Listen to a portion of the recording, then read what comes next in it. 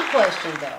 So when does it become a point with depression and addiction where, because I think this is a big thing, and I can't speak for the Caucasian Americans, I can't speak for Native Americans, Mexicans, none of them, because I'm not part of that group.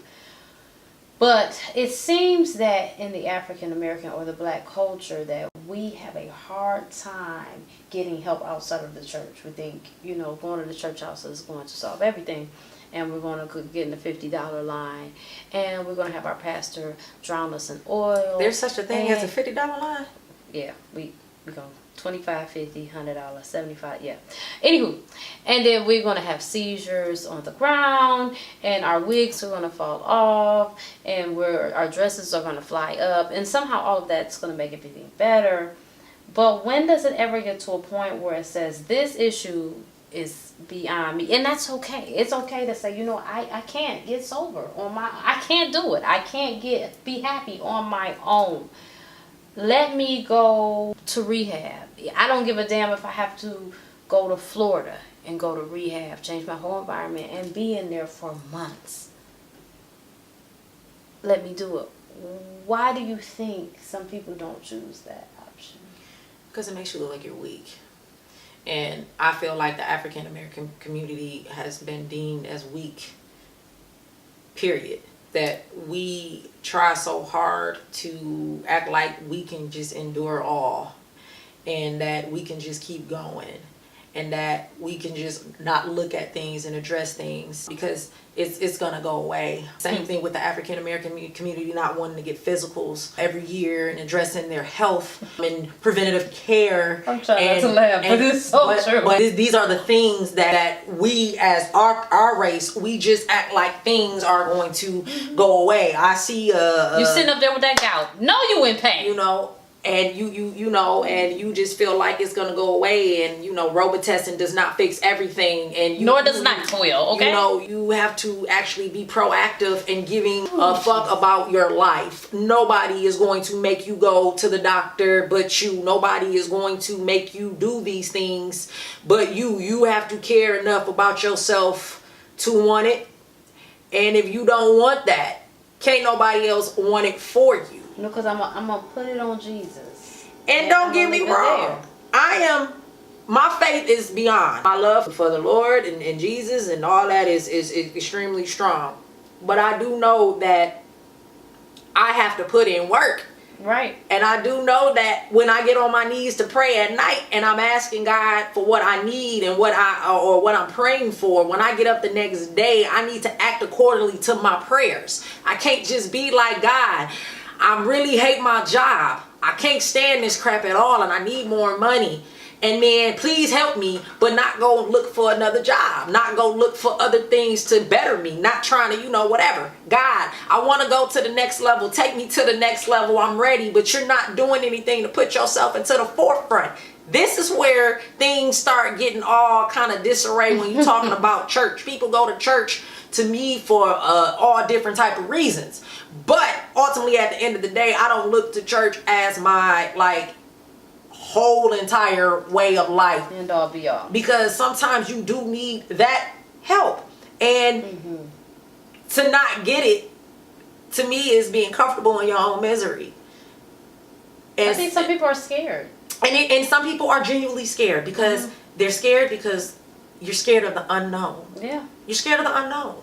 And you're scared of, some people are scared of actually opening up themselves because they're scared of what they're going to find. You got some people who literally are walking around here and don't know who they are because they've been living all types of craziness and they know that's not who they are, but they don't know who they are anymore. And it's all the way down here. So you go get some help and now you digging yourself back up and you crawling out of this damn grave and you trying to get up out of there. And it's painful because you got to talk about it. You got to talk about this shit. We don't want to talk about this. You got to talk about the rape. You got to talk about the molestation. Okay? You got to talk about getting robbed at gunpoint. You got to talk about being humiliated in front of your job. You got to talk about failing out of college. You got to talk about crashing your car. You got to talk about getting gangbanged. You got to talk about using. You got to talk about stealing from your family. You got to talk about all of these things. Your grandma. And when you say it out loud, that makes it true. Okay. And then you have to come to terms with that. You did that shit. Mm-hmm. That's hard. Mm-hmm. So I'm going to keep using so I don't have to deal with it. And I'm going to just be depressed. But you know, the thing about it is what we try to avoid, we inadvertently create. So like you were saying, we don't want to be weak. But to me, that is weak. It's strength in saying, I can't do this on my own. Oh, for sure. Absolutely. That is strength. That is wisdom. That's the best thing you can ever do. Just admit. Sometimes you just admit. I mean, you know, if people, I always say this, and this is a little off the subject, but on the subject at the same time, I think even relationships would be better if people, I don't think the issue is never dealing with the person and their issues. I think the issue comes in when you're dealing with issues that a person won't acknowledge. They won't say, I fall short here. I'm good in this, I'm good in that. Or they don't even have to listen to what they're good in, because hell, you're going to know that. Mm-hmm. But I fall short here. I ain't going to be the best parent. I don't like to cook. I don't even like to clean. How can we compromise? I like you. I want you. What can we do? Because these aren't my strengths. Are you good in that? Or, you know what I'm saying? Why? What the fuck, man? What the fuck? Like, seriously. No one, and I agree with you.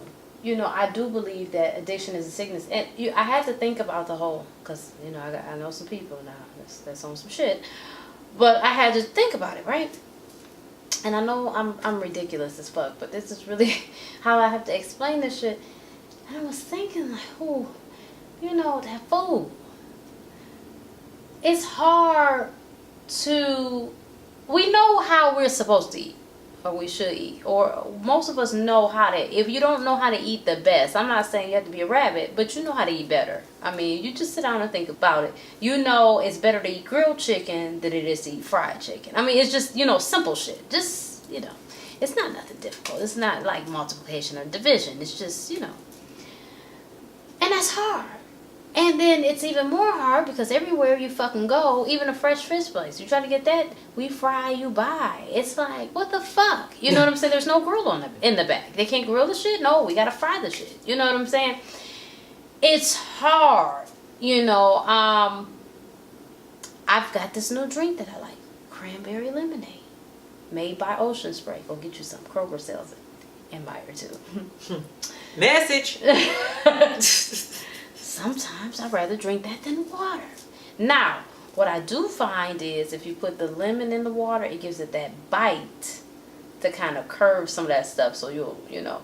But the point is, I say all that to say, a lot of people have addictions. You're just not, because it's not drugs, because it's not alcohol, we don't acknowledge them. But some of y'all, you know, some of y'all hoes, that's addiction. You gotta fuck everybody that you see. That's not normal. Keep your pussy in your pants. You know, it's alright. Keep your dick in your pants. You know, some people be stealing. Klepto. They don't know why. They sitting here. You got a nice little pen, motherfucker. You know that pen is $7.50. You know, and you talking to them. Next thing you know, the motherfucking pen's gone. Where my pen go? This bitch done stole my pen. You know, shit like that. That's an addiction. Your ass always lying. You ain't got no. You just lied. You just woke up lying.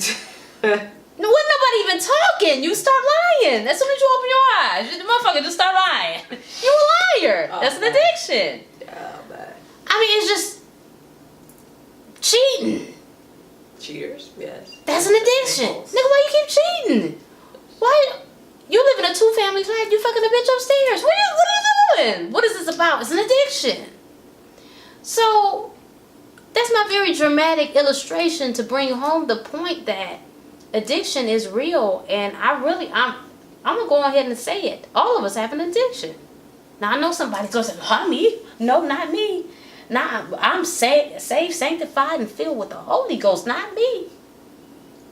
Church can be an addiction. Break the mic. What? I do know some people that. And I do too. I'm not gonna say nothing. You know, like I said, I don't like talking about church and politics and stuff. Yeah, because get yourself in trouble. Baby, but I'm just being a fist fight. I'm just being. You better have to be Mayweather in this bitch or Tyson. So I just wanted I thought I'd say that since you was sanctified, holified. I'm trying to tell you, just because you speak in tongues and roll on that flow, I didn't see you eat fried chicken every night this week. Guess what? You got a fatty addiction. Boop, got him. So, you know, we got to be mindful of that. Thank you guys. Make sure you share this. Sharing is caring. Really, this is a very serious and lighthearted conversation, but it's one that needs to be had. And I think it really can help somebody. If not, it would spark some thoughts. More conversation. The change starts with a thought. Somebody thought something and it went on from there. So thanks again. See y'all next time. Bye. Make sure you choose Rocky Road Productions LLC Porch Talk to feed your entertainment needs. And you can do that by following us on Facebook, Instagram. Make sure you like this video and share it with all your family and friends. Tag somebody in it, why don't you? And don't forget to comment down below and let us know how you feel. And before you leave, make sure you subscribe. That's right. You'll catch us every week. Looking forward to see you again next time. Bye.